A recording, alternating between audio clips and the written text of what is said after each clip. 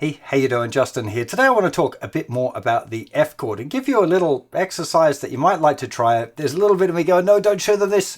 It's too much too soon. But I think for some of you it could be, a really important thing to get. Now, I'm hoping for most of you the F chord is going okay and that you can play the chord and all of the notes are ringing out. I suspect for many of you are probably still struggling a little bit with getting the B string ringing out clearly, which is the most common problem there with the F chord. If you're really struggling with it at this point to get the notes sounding clearly, it could be to do with the instrument. Because of the way the guitar is made, you'll find that it's very difficult to press a string down right near the nut, okay, especially if you're like right near it. Around the first fret, it's still likely to be quite hard, at least harder to press down usually than it might be, say, at the 5th fret. Even if the string is actually further away from the fret there, it should be a little easier to press down. Not all the time. On this guitar, actually, it's a little easier here at the 1st fret, but I've got a beautiful setup done on this.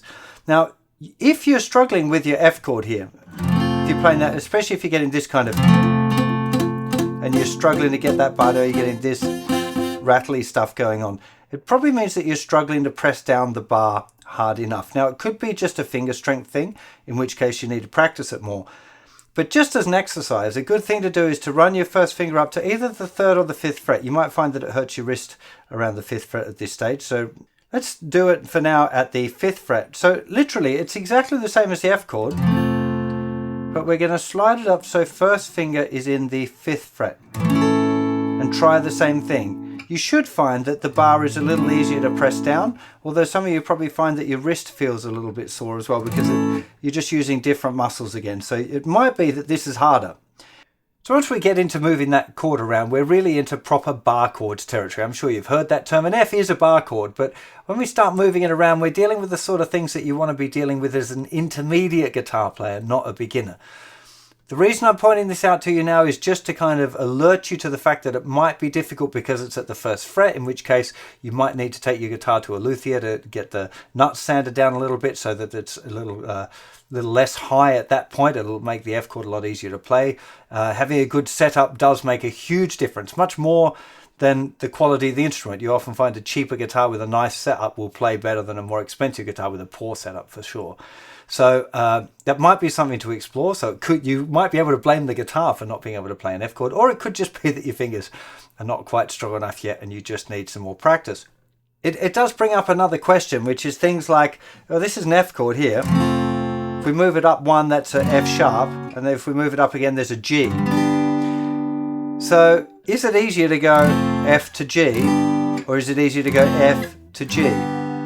Now, probably moving the bar shape is easier long term, but again, at a beginner level, I think it's a better idea to be really focused on those open chords and the F chord and really making them strong so you're confident with them, that you can do the changes.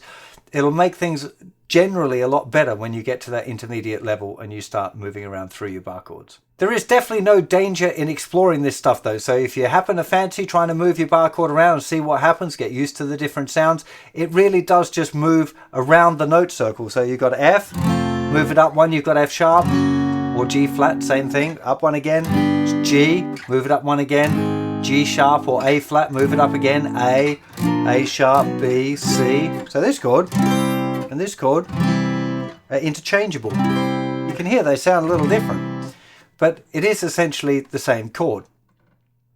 I'm going to say it one more time. I don't recommend that you go full on into this as part of your practice routine and trying to play all of your bar chords and specifically practicing this stuff now. I'm just kind of opening a few boxes for things to start falling into place later so that you understand how things work and why they exist and what's difficult about bar chords and holding that bar down and why it's important to know the notes on the neck and some other stuff like that. This lesson and the next few are a little bit about that, about introducing to new things that we're going to be exploring further on down the line, particularly with the fingerstyle coming up and power chords and all of these things. They're going to be developed a lot more in grade 3. So look, I hope this helps you with your F chord and that it's actually going fine and you didn't need this lesson anyway. By this point, I would recommend that you're working on the chord changes now. So changing between C and F or G and F and A minor and F. Hopefully, maybe even trying to put big bar chord F into a song or two.